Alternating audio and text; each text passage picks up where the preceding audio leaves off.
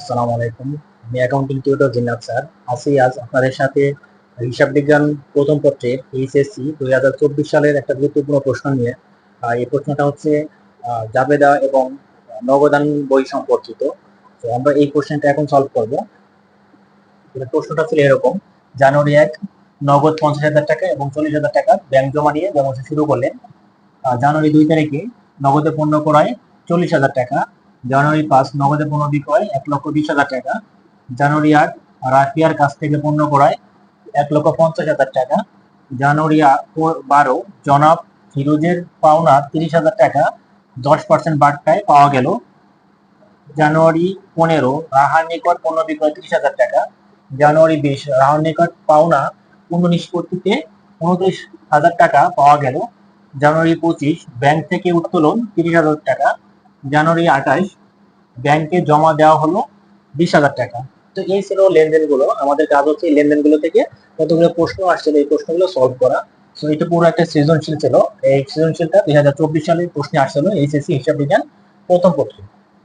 তো দেখেন, আমাদের প্রশ্ন ছিল হচ্ছে কোন কোন তারিখের লেনদেন নগদান বইতে লিপিবদ্ধ হবে না। তো এখানে যে লেনদেনগুলো দেওয়া আছে, তো এখান থেকে আমাকে বের করতে হবে যে কোন কোন তারিখের লেনদেনটা নগদান বইতে লিপিবদ্ধকরণ হবে না। আচ্ছা, এরপরে খ নম্বর প্রশ্ন ছিল 1, 2, 5 এবং 8, অর্থাৎ 1, 2, 5, 8 এই যে প্রথম যে চারটে লেনদেন আছে, এই চারটে লেনদেনকে আমাকে জাবেদা করতে হবে। পাশে লেখা ছিল ব্যাখ্যার প্রয়োজন নেই। তার মানে যদি কখনো লেখা থাকে ব্যাখ্যার প্রয়োজন নেই, তাহলে আমরা জাবেদার সময় কখনো ব্যাখ্যা দিব না। এছাড়া বাকি সব ক্ষেত্রেই ব্যাখ্যা দিতে হবে। এরপর গ নম্বর প্রশ্ন ছিল যে এই লেনদেনগুলোকে আমাকে 3 গড়া নগদান বইতে দেখাতে হবে। তো এখন আমি এই প্রত্যেকটা কোশ্চেনের আনসার সুন্দর করে ব্যাখ্যা করে দেওয়ার চেষ্টা করবো। দেখেন, প্রথম কোশ্চেন ছিল কোন কোন তারিখের লেনদেন নগদান বইতে লিপিবদ্ধ হবে না। আমরা জানি যে নগদান বইতে সকল প্রকারের নগদ লেনদেনগুলো লেখা হয়, অর্থাৎ কোনো ধারে বা বাকিতে যে লেনদেনগুলো হয় সেই লেনদেনগুলো লেখা হয় না। আবার বলছি, নগদান বইতে সকল প্রকারের নগদ লেনদেন লেখা হয়। সেক্ষেত্রে চেক যেটা আসে, চেকের লেনদেনও নগদান বইতে আসে, কারণ চেকের লেনদেনটা ব্যাংকের মাধ্যমে হয়, আর এই ব্যাংকটাকে আধুনিক পদ্ধতিতে নগদের সমতুল্য ধরা হয়। তো আবারও বলছি যে নগদান বইতে লিপিবদ্ধ হবে না কোন লেনদেনগুলো, যে লেনদেনগুলো ধারে হবে অথবা বাকিতে হবে অথবা অনগদ যে লেনদেনগুলো আছে সেগুলো নগদান বইতে হবে না। তো আমরা এখন এই লেনদেনগুলো অ্যানালাইসিস করে দেখবো যে কোন কোন লেনদেনটা বা কোন কোন তারিখের লেনদেনটা আপনার অনগদ রয়েছে বা বাকিতে রয়েছে। তো প্রথম যেটা আছে, দেখেন নগদে এত টাকা এবং এত টাকা ব্যাংক নিয়ে আসছে, এটা আসবে না। তারপরে আসছে নগদে পণ্য ক্রয় 40,000 টাকা, এটাও নগদ লেনদেন। নগদে পণ্য বিক্রয় 1,20,000 টাকা, এটাও নগদ লেনদেন। 8 তারিখে আছে, দেখেন রাফিয়ার কাছ থেকে পণ্য ক্রয় 1,50,000 টাকা, এটা একটা বাকিতে লেনদেন। কারণ এই কোশ্চেনটার ভেতরে কোনো নগদ শব্দের উল্লেখ নাই অথবা চেক শব্দের উল্লেখ নাই। সরাসরি কখনো যদি দেখেন কারো নাম দেওয়া থাকে এবং তার কাছ থেকে পণ্য ক্রয় করে, তাহলে যদি সেখানে নগদ কথার উল্লেখ না থাকে বা চেক উল্লেখ না থাকে, তাহলে সেটা একটা অনগদ লেনদেন। আর নগদান বইতে অনগদ লেনদেনগুলো লিপিবদ্ধ করা হয় না। তাহলে আমরা যদি ক নম্বর প্রশ্নটা সলভ করি, তাহলে দেখেন যে আমরা এভাবে করে একটা ছক আঁকতে পারি।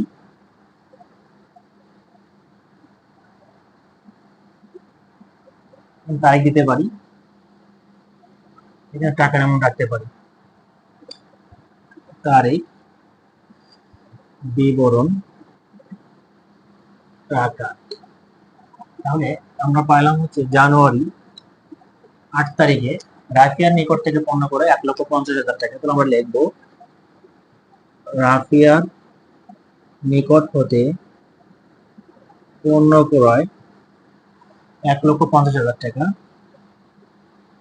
আচ্ছা, এরপরে দেখেন 12 তারিখে আছে জনাব ফিরোজের পাওনা 30,000 টাকা 10% বার্তায় পাওয়া গেল। যেহেতু টাকাটা পাওয়া গেছে, তার মানে এখানে নগদ প্রদানই হয়েছে, কারণ টাকা যখন পাই তখন কখনো বাকিতে পাওয়া যায় না, নগদে পাওয়া গেছে, সুতরাং এটা একটা নগদ লেনদেন, এটা নগদ বইতে আসবে। আচ্ছা, এরপরে 15 তারিখে আছে রাহার নিকট পণ্য বিক্রয় 30,000 টাকা। আমরা কিছুক্ষণ আগেই বলছি, যদি কখনো ক্রয় অথবা বিক্রয়ের সময় কোনো ব্যক্তির নাম উল্লেখ থাকে বা প্রতিষ্ঠানের নাম উল্লেখ থাকে এবং নগদ বা চেক উল্লেখ না থাকে, তখন সেই লেনদেনটাকে বলবো আমরা বাকিতে বা ধারে লেনদেন। আবার বলছি, যখন কোনো পণ্য ক্রয় বা বিক্রয়ের সময় নগদ বা চেক কথা উল্লেখ থাকবে না এবং ব্যক্তি বা প্রতিষ্ঠানের নাম উল্লেখ থাকবে, তাহলে ওই লেনদেনটাকে আমরা বাকিতে, ধারে বা অনগদ লেনদেন বলতে পারি আমরা। তাহলে এটা যেহেতু একটা অনগদ লেনদেন, সুতরাং এটা নগদান বইতে আসবে না। তাহলে জানুয়ারির 15 তারিখে রাউহার নিকট বিক্রয়, কত টাকা বিক্রয় আছে? 30,000 টাকা বিক্রয় আছে, এটা আমরা লিখে দিলাম। এরপরে জানুয়ারি 20 তারিখে রাহুয়া নিকট পাওনা পুনঃনিষ্পত্তিতে 29,000 টাকা পাওয়া গেল। বিষয়টা হচ্ছে এরকম যে রাহুয়ার নিকট যখন পণ্য বিক্রয় করছিলাম 30,000 টাকা, তখন সেটা বাকিতে ছিল, প্রাপ্য হিসাব আকারে ছিল। এখন 20 তারিখে যেটা হলো যে এই 30,000 টাকা থেকে 29,000 টাকা পাওয়া গেল, আর বাকি 1,000 টাকা তাকে ছাড় বা বাট্টা দেওয়া হলো, যেটা আমরা যখন 3 গুণ নগদান বই করবো তখন বাট্টার করে দেখাতে হবে। আর এটা যেহেতু নগদে 29,000 টাকা পাওয়া গেছে, তার মানে এই লেনদেনটা একটা নগদ লেনদেন, যেটা নগদের বইতে দেখাতে হবে। জানুয়ারি 25 তারিখে কি আছে দেখেন, ব্যাংক থেকে উত্তোলন 30,000 টাকা। ব্যাংক থেকে উত্তোলন করলে আমরা জানি এটা একটা নগদ লেনদেন, কারণ একটু আগে আপনাদের বলা হয়েছে যে কোনো নগদ বা চেকের যে লেনদেনগুলো হয় সেগুলো নগদান বইতে আসে, এগুলো নগদের সমতুল্য বা নগদ লেনদেন হিসেবে অন্তর্ভুক্ত করতে হবে। এরপর দেখেন জানুয়ারি 28 তারিখে আছে ব্যাংকে জমা দেওয়া হলো 20,000 টাকা। একটা জিনিস মনে রাখবেন যে ব্যাংক থেকে উত্তোলন করলেও নগদ লেনদেন বা এটা নগদের সাথে সমতুল্য, সেম ভাবে ব্যাংকের টাকা জমা দিলেও এটা একটা নগদ লেনদেন, কারণ নগদ টাকাই ব্যাংকে জমা দেওয়া হয়। এই দুইটা নগদ লেনদেন যেটা নগদান বইতে আসবে। আচ্ছা, তাহলে এই যে লেনদেনগুলো ছিল এখানে, টোটাল যে লেনদেনগুলো ছিল, এই সবগুলো লেনদেন অ্যানালাইসিস করে আমরা 8 তারিখ এবং 15 তারিখে লেনদেন পেলাম, যেগুলো অনগদ লেনদেন। আর এই অনগদ লেনদেনগুলো নগদান বইতে লিপিবদ্ধ হবে না। এর মধ্যে যোগ করে দেয় তাহলে আমাদের টোটাল আসবে 1,80,000 টাকা। তাহলে এটাই হচ্ছে আমাদের উত্তর। এখানে যখন এক্সাম্পলে লিখবেন তখন এখানে উপরে একটা হেডিং দিবেন যে যে সকল লেনদেন নগদান বইতে লিপিবদ্ধ হবে না, এরকম করে একটা হেডিং দিয়ে দিবেন। আচ্ছা, এখন এখানে দেখা গেল যে মাত্র দুইটা লেনদেন পাওয়া গেছে যেগুলো নগদান বইতে আসে না। এর বাইরেও আরো কিছু লেনদেন হতে পারে যেগুলো নগদান বইতে আসতে পারে না। কি কি হতে পারে আমি জাস্ট কয়েকটা নাম বলে দিতে পারি। যেমন আপনার হতে পারে সাপোজ বাট্টা প্রদত্ত হলো, প্রাপ্ত বাট্টা, অবচয়, তারপরে হতে পারে হচ্ছে আপনার ধারে সেবা প্রদান, তারপরে হতে পারে হচ্ছে আপনার অবলোপন। এরকম অনেক লেনদেন আছে যেগুলো নগদান বইতে আসবে না। তার মানে এখানে তো অলরেডি আমরা দুইটা শিখছি, এছাড়া বাইরে আরো কতগুলো দেখে দিলাম। এগুলো যদি কখনো দেখেন লেনদেনের ভিতরে আসে, তাহলে সেগুলোকে আমরা নগদান বইতে অন্তর্ভুক্ত করবো না। আশা করি এই ক নম্বর প্রশ্ন নিয়ে কারো সমস্যা নেই।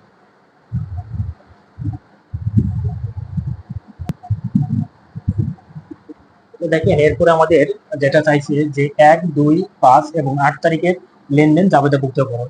এখন এখানে যে লেনদেনগুলো দেওয়া আছে সেখান থেকে শুধু প্রথম যে 4টে আছে এই 4টে লেনদেনে জাবেদা করতে হবে আমাদের।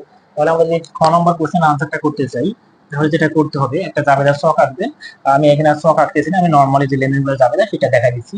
তো নগদে 1 তারিখে যে লেনদেনটা দেওয়া আছে, নগদ এত টাকা এবং হচ্ছে এত টাকার ব্যাংক জমা নিয়ে ব্যবসা শুরু করলো। তো আমরা জানি নগদ টাকা নিয়ে ব্যবসা শুরু করলে নগদান হিসাবটা হয় ডেবিট, আর হচ্ছে ব্যাংক জমা নিয়ে শুরু করলে ব্যাংক হিসাবটা ডেবিট। আর এই দুইটা ব্যবসার মূলধন আকারে আসছে, এজন্য মূলধন হিসাব ক্রেডিট। টাকা এখানে দিবেন 50,000 টাকা, এখানে 40,000 টাকা, দুটো যোগ করলে 90,000 টাকা এখানে দেবেন। তাহলে আমরা জানি যে 1 তারিখে যদি কোনো সম্পদ নিয়ে শুরু করে সবগুলো সম্পদ ডেবিটে দিবেন, আর এই সম্পদগুলো যোগ করে যে টাকাটা আসবে সেটা মূলধন আকারে ক্রেডিট পাশে বসাবেন। দেখেন 2 তারিখে দেওয়া ছিল নগদে পণ্য ক্রয় 40,000 টাকা। তো আমরা জানি পণ্য ক্রয় করলে ব্যবসার একটা খরচ বৃদ্ধি পায়। আবার বলছি পণ্য ক্রয় করলে ব্যবসায়ের একটা খরচ বৃদ্ধি পায়, আর খরচ বৃদ্ধি পেলে মালিকানা সত্ত্ব কমে, এই জন্য খরচটা সবসময় ডেবিট। আর হচ্ছে সম্পদ কমলে সম্পদটা ক্রেডিট। যেহেতু নগদে পণ্য ক্রয় করছে একটা খরচ বৃদ্ধি পাইছে, সেটা হচ্ছে ক্রয় নামক একটা খরচ বৃদ্ধি পাইছে, এই জন্য ক্রয় হিসাবটা দিব ডেবিটে। আর নগদ টাকা চলে যাবে, এটা সম্পদ হ্রাস পেলে ক্রেডিট, এই জন্য নগদান হিসাব ক্রেডিট। কত টাকা? 40,000 টাকা। দেখেন এরপরে জানুয়ারি 5 তারিখ আছে নগদে পণ্য বিক্রয় 1,20,000 টাকা। আমরা জানি বিক্রয় করলে একটা আয় বাড়ে, আর আয় বাড়লে আয়টা ক্রেডিট হয়, আর অপর দিকে নগদ টাকা বৃদ্ধি পাবে, এই জন্য নগদ হিসাব ডেবিট। যে কোনো পণ্য বিক্রি করলে আমরা জানি নগদ টাকা বৃদ্ধি পায় প্রতিষ্ঠানে, আর নগদ টাকা একটা সম্পদ, সম্পদ বৃদ্ধি পাইলে ডেবিট, এই জন্য নগদান হিসাব হবে ডেবিট। তাহলে জানুয়ারি 5 তারিখে পণ্য বিক্রি করছে, নগদান হিসাবটা ডেবিট। আচ্ছা, অপর দিকে বিক্রয় একটা আয় বৃদ্ধি পাইলে ক্রেডিট হয়, বিক্রয় হিসাবটা ক্রেডিট দেবো। বিক্রয় হিসাবটা ক্রেডিট, টাকা হচ্ছে আমাদের 1,20,000 টাকা। এরপর দেখেন জানুয়ারির 8 তারিখে রাকিয়ার কাছ থেকে পণ্য ক্রয়। দেখেন রাকিয়ার কাছ থেকে যখন পণ্য ক্রয় করছি তখন এখানে নগদ বা চেক কথা উল্লেখ নাই, তার মানে এটা একটা বাকিতে লেনদেন বা ধারে লেনদেন বলতে পারি আমরা। তাহলে আমরা জানি যে পণ্য ক্রয় করলে প্রতিষ্ঠানে একটা খরচ বাড়ে, যেহেতু পণ্য ক্রয় করছে তার মানে ক্রয় নামক খরচ বৃদ্ধি পেয়েছে, এই জন্য ক্রয় হিসাবটা কি করবো, ডেবিট করবো, কারণ খরচ বৃদ্ধি পেলে হয় ডেবিট, এই জন্য ক্রয় হিসাবটা ডেবিট করলাম। আর টাকাটা যেহেতু নগদে বা চেকে প্রদান করিনি, বাকিতে রয়েছে, এই জন্য এটা প্রাপ্য হিসাবে সৃষ্টি হয়েছে, এই জন্য লিখবো আমরা প্রাপ্য হিসাব। এখানে রাফিয়ার নাম রেখে দেব, রাফিয়া ক্রেডিট। টাকা ছিল 1,50,000 টাকা, এটা আমরা দিয়ে দেব। তো আশা করি এই জাবেদাগুলো নিয়ে কারো কোনো সমস্যা হবে না। 4টে জাবেদা আমাদের করতে বলছো, আমরা 4টে জাবেদাই এখানে দেখাই দিয়েছি। যেহেতু এখানে প্রশ্নে লেখা ছিল ব্যাখ্যা প্রয়োজন হয়, তার মানে কোনো জাবেদায় ব্যাখ্যা দেওয়ার প্রয়োজন হবে না। যদি প্রশ্নে উল্লেখ করা না থাকে যে ব্যাখ্যার প্রয়োজন নাই, তাহলে আপনাকে ব্যাখ্যা সহ বলুক অথবা কিছু না বলা থাকুক ব্যাখ্যা দিতে হবে জাবেদার ক্ষেত্রে। আর যখন শুধুমাত্র লেখা থাকবে যে ব্যাখ্যার প্রয়োজন নাই, তখনই জাবেদা করার সময় অবশ্যই নিচে কোনো ব্যাখ্যা দিবেন। আশা করি বুঝতে পারছেন।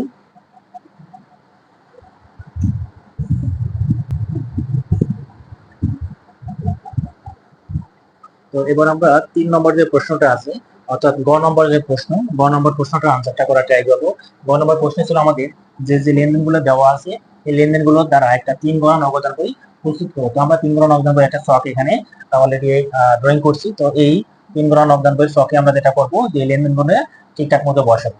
এখানে একটা জিনিস বলি যে নগদান বইয়ের যে নিয়মটা, আমরা সবসময় জানি যে নগদে টাকা পাওয়া গেলে অথবা চেকের মাধ্যমে টাকা পাওয়া গেলে নগদান বইয়ের ডেবিট পাশে বসাবো।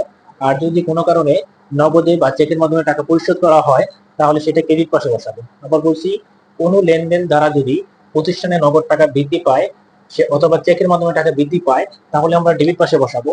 আর যদি কোনো লেনদেন দ্বারা প্রতিষ্ঠানে নগদ টাকা হ্রাস পায় অথবা নগদে পরিশোধ করা হয় বা চেকে পরিশোধ করা হয় তাহলে আমরা সেটা ক্রেডিট পাশে বসাবো। আচ্ছা, এখানে আপনি মনে রাখবেন যে অবশ্যই এখানে প্রতিষ্ঠানের নাম, তারপরে 3 গণনা অবদান বই এগুলো একটু লিখে দিতে হবে, যেহেতু আমাদের এখানে প্রতিষ্ঠানের নামও আমি দেই নেই বা জায়গা স্বল্পতার কারণে এটা দিলাম, এটা আপনারা সবাই জানেন। আচ্ছা, এখন এই জানুয়ারি 1 তারিখে দেখেন কি দেওয়া আছে, নগদ এত টাকা এবং এত টাকার ব্যাংক জমা নিয়ে ব্যবসা শুরু করবো। এখানে একটা জিনিস মনে রাখবেন, সেটা হচ্ছে 1 তারিখে যে লেনদেনটা শুরু হয় এটা হচ্ছে ব্যালেন্স বিডি আকারে আসে, অর্থাৎ একটা জের থাকে, সেই জেরটা নিয়ে ব্যবসা প্রতিষ্ঠান ব্যবসা শুরু করে। এই জন্য 1 তারিখে যে সম্পদগুলো দেওয়া থাকবে সেই সম্পদগুলো দ্বারা ব্যালেন্স বিডি আকারে লিখতে হবে এখানে। আর যদি কোনো দায় দেওয়া থাকে তাহলে এই পাশে ব্যালেন্স বিডি আকারে লিখতে হবে। তাহলে এখানে যেহেতু আপনার সম্পদ দেওয়া আছে এই জন্য 2023 লিখে জানুয়ারি 1 ব্যালেন্স বিডি। দেখেন টাকা দেওয়া আছে নগদে 50,000 টাকা, এই জন্য নগদের করে 50,000 টাকা প্লাস করে দিলাম। আর ব্যাংক জমা 50,000 40,000 টাকা, এই জন্য এখানে 40,000 টাকা লিখে দিলাম।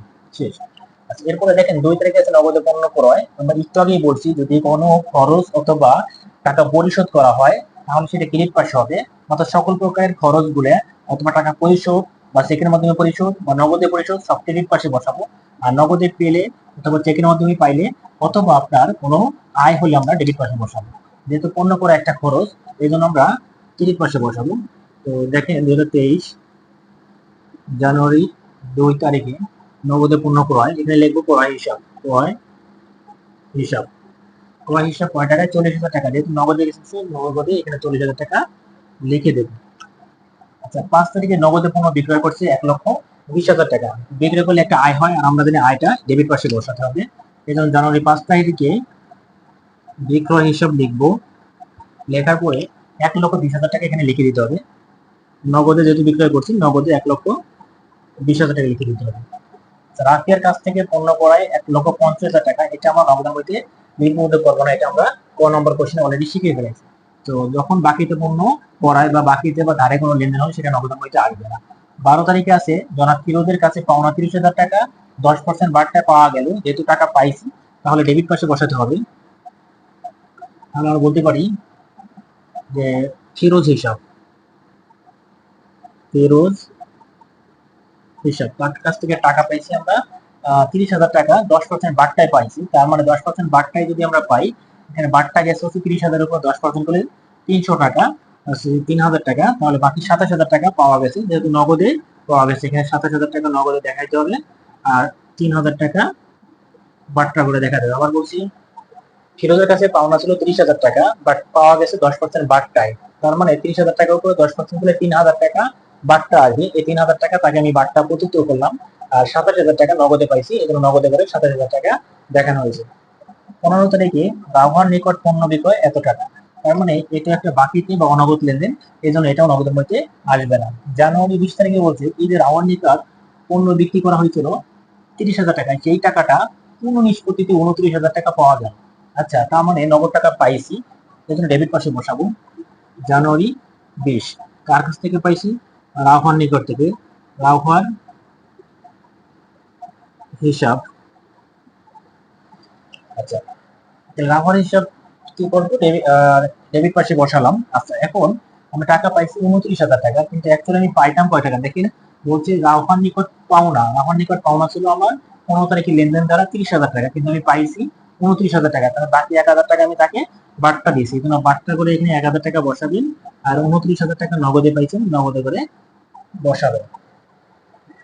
আচ্ছা, এরপরে 25 তারিখে ব্যাংক থেকে উত্তোলন 30,000 টাকা। আচ্ছা, আমরা জানি ব্যাংক থেকে যখন উত্তোলন করা হয় তাহলে ব্যাংকের টাকা কমে, এইটা একটা কন্টাইনটি, দুইটা কারণে কন্টাইনটি হয় নগদান বইতে। ব্যাংকে টাকা জমা দিলে আবার হচ্ছে ব্যাংক থেকে টাকা উত্তোলন করলে, আবার বলছি নগদান বইতে দুইটা কারণে কন্টাইনটি হয় নরমালি, আরো বিভিন্ন দু একটা কারণ আছে, তো অত ডিপে যাওয়ার দরকার নেই, আপাতত ওই দুইটা কারণেই দেখলাম। একটা হচ্ছে নগদে যদি ব্যাংকে টাকা জমা দেওয়া হয়, একটা হচ্ছে ব্যাংক থেকে নগদ টাকা উঠানো হয়। আচ্ছা, তাহলে এই যে ব্যাংক থেকে যেহেতু উত্তোলন করছে, এটা একটা কন্টেন্টই হয়েছে, আর কন্টেন্টটা কি আমাদের ডেবিট পাশেও বসবে, ক্রেডিট পাশেও বসবে।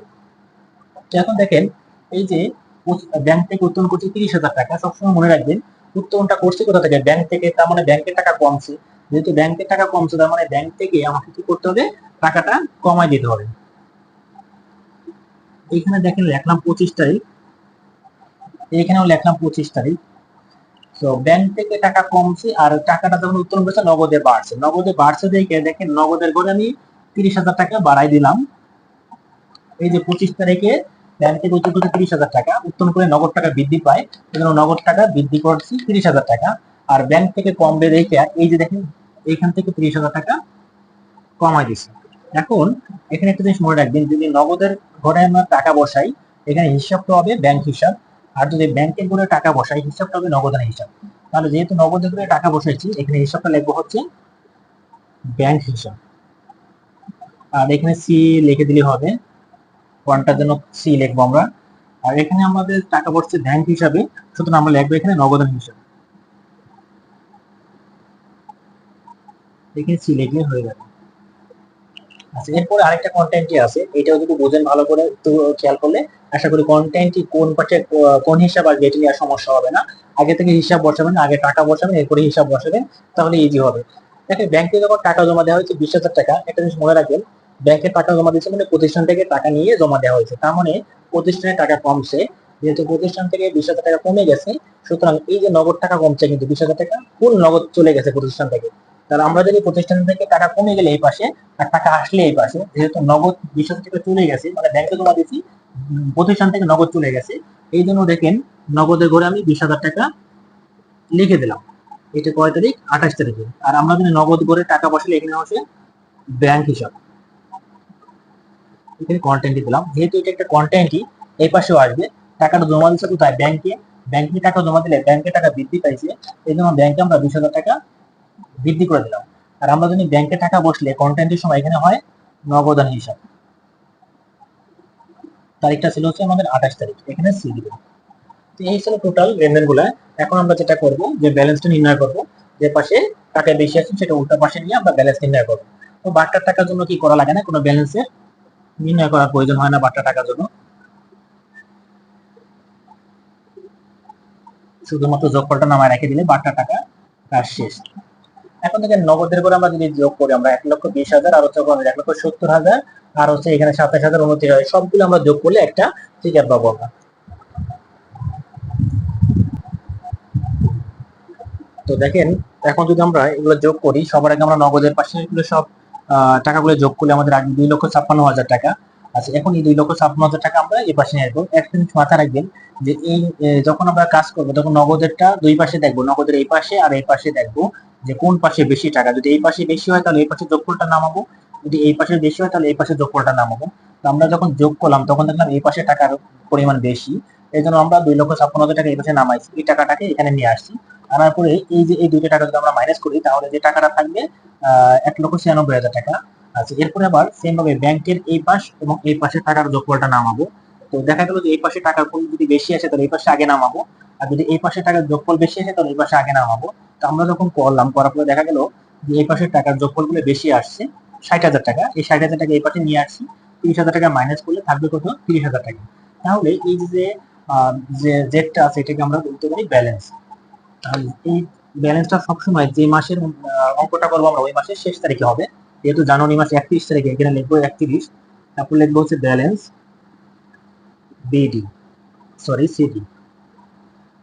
আচ্ছা, এরপরে এই জানুয়ারি মাসে যাওয়ার পরে পরের মাসের 1 তারিখে যাই, তার মানে ফেব্রুয়ারি 1 তারিখে এখানে লিখতে হবে ব্যালেন্স বিডি। এই নগদের টাকা ছিল 1,96,000, সেটা আমরা নগদে করে লিখবো 1,96,000। আর ব্যাংকের টাকা ছিল হচ্ছে 30,000 টাকা, এখানে 30,000 টাকা লিখে দিই। আর যদি দেখেন এটা ডিসেম্বর মাস হয় তাহলে যেটা হবে যে ডিসেম্বরের 31 এখানে হবে। আর ডিসেম্বর মাস যেহেতু ওই বছরের শেষ মাস, তার মানে ব্যালেন্স বিডি যখন করতে যাবো তখন পরের বছরে যাইতে হবে। এই জন্য এখানে 23 সাল থাকলে পরের বছরে যাই এখানে 24 সাল হবে। আবারও বলছি, যদি এই একটা ডিসেম্বর মাস হতো তাহলে ডিসেম্বর মাসের 31 তারিখের পরে যাই, যদি আমরা পরের মাসের 1 তারিখে যেতে চাই তাহলে সালটা পরিবর্তন করতে 23 সাল থাকলে এখানে 24 সাল, অর্থাৎ 1 বছর পরে যেয়ে পরের মাস কোনটা থাকবে? জানুয়ারি। তাহলে জানুয়ারি 1 দিয়ে ব্যালেন্স বিডি লিখে নগদের টাকা নগদের করে, ব্যাংকের টাকা ব্যাংকে করে। আচ্ছা, মাঝে মধ্যে এমন হতে পারে যে এই পাশে একটা ব্যালেন্স সিডি আসলো, এই পাশে একটা ব্যালেন্স সিডি আসলো, তাহলে যেটা করতে হবে, যেটা ব্যালেন্স সিডি এই পাশে আসছে ওটা ব্যালেন্স বিডি আসবে এই পাশে, যেটা ব্যালেন্স সিডি এই পাশে আসবে ওটা ব্যালেন্স বিডি চলে আসবে এই পাশে, দুইবার লেখা লাগবে। আশা করি এই সম্পূর্ণ ম্যাথটা যখন আপনারা ভিডিও আকারে দেখবেন সমস্যা থাকার কথা না। তারপর যদি কোথাও সমস্যা থাকে অবশ্যই কমেন্ট করে জানাবেন, আমি চেষ্টা করবো পরের ভিডিওতে এটা ক্লিয়ার করে দেওয়ার জন্য। আর এই যে ম্যাথগুলো আমি করালাম এই সবগুলো ম্যাথই আপনারা ইউটিউব চ্যানেলে পাবেন। হচ্ছে যদি আপনারা ইউটিউব চ্যানেলে এটা লিখে সার্চ দেন,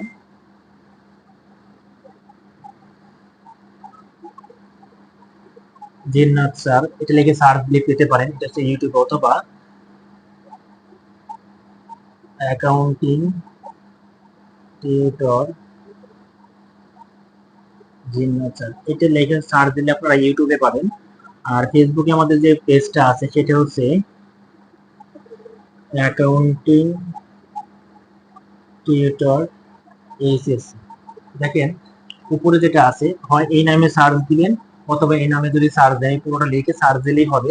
তাহলেই যে চ্যানেলটা পাবেন ওই চ্যানেলে দেখবেন যে প্রত্যেকটা ভিডিও এবং প্রত্যেকটা ক্লাস সুন্দর করে প্লে লিস্টে সাজানো আছে। আপনি চাইলে ওখান থেকে একটা একটা করে ক্লাস দেখে নিতে পারবেন এবং ডাউনলোড করার একটা সুযোগ থাকবে। এই জন্য আমার মতে বেটার হবে যে আপনি ইউটিউব চ্যানেলে সার্চ দিবেন এবং ওখান থেকে চ্যানেলটা অবশ্যই সাবস্ক্রাইব করে রাখবেন, তাহলে পরবর্তীতে ভিডিও আপলোড দিলে আপনার কাছে ওটা চলে যাবে। আচ্ছা, এরপরে আছে, অথবা যদি আপনি ফেসবুক থেকে দেখতে চান তাহলে অ্যাকাউন্টিং টিউটর এইচএসসি নামক একটা আমাদের পেজ আছে, এই নামে সার্চ দিলে একটা পেজ পাবেন, এই পেজ থেকেও আপনারা ক্লাসগুলো পেয়ে যাবেন। ধন্যবাদ। তো আজকে ক্লাস এই পর্যন্ত থাকবে। এর পরবর্তী ক্লাস আমাদের যদি কোনো টপিক সিলেকশন করার প্রয়োজন থাকে যে স্যার এই টপিক নিয়ে একটু আলোচনা করেন, তাহলে ইনশাআল্লাহ পরবর্তীতে ওই ক্লাস নিয়ে আলোচনা করব। তো এই পুরোপুরি ক্লাসটাই আপনাদের যদি কোনো সমস্যা থাকে তাহলে অবশ্যই কমেন্ট বক্সে জানাবেন। ধন্যবাদ সকলকে। আসসালামু আলাইকুম।